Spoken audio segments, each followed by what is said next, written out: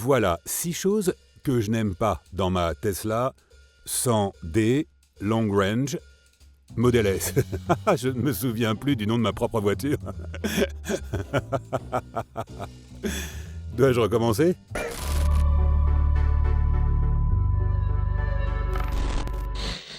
Bonjour à tous. Aujourd'hui, je vais vous parler de 6 choses que je n'aime pas dans ma Tesla Model S 100D Long Range.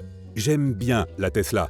Je l'adore en fait, mais je ne suis pas un évangéliste de Tesla, ni même de la voiture électrique. Je peux constater les lacunes de la voiture, du système de recharge et de l'ensemble de l'infrastructure. Mais ici, je veux parler plus particulièrement de quelques petites choses qui me dérangent à ce sujet. La première est qu'elle est manifestement sale. Et c'est inacceptable. Je l'ai achetée comme voiture neuve.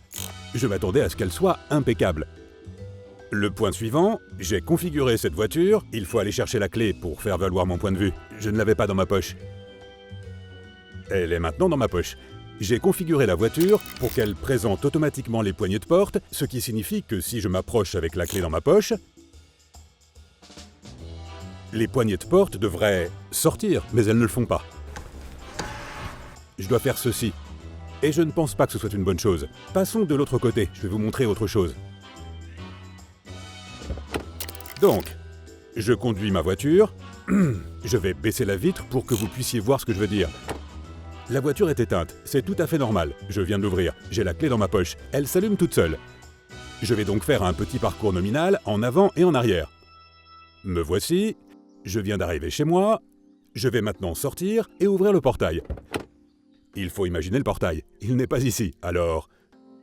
Je sors, c'est un travail simple, c'est juste un portail en bois, et cela prend environ, je ne sais pas, 30-40 secondes, j'ai ouvert le portail, je pousse cette porte, je pose le petit boulon, cela prend, je ne sais pas, 30 secondes, maintenant je peux conduire la voiture et aller à la gare. Oh, regardez, elle est éteinte.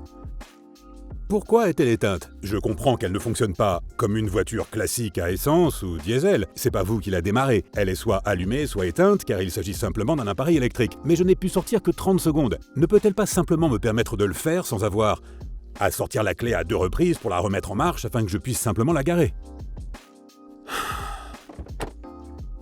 Bien, passons à l'arrière. Maintenant, je pars souvent pour le week-end à notre petite maison de Hobbit à la campagne, et parfois je ne reviens à Londres que le lundi matin. Mais cela implique de se lever très tôt. Il m'arrive de partir à 5h du matin, voire à 4h30, et à ce moment-là, disposer d'une voiture électrique est très prévenant. Elle ne fait pratiquement pas de bruit, elle ne gêne pas les voisins. Je sors donc de la maison, j'ouvre le coffre, et j'y mets mon sac de week-end, toutes les œuvres d'art que j'ai collectionnées, etc.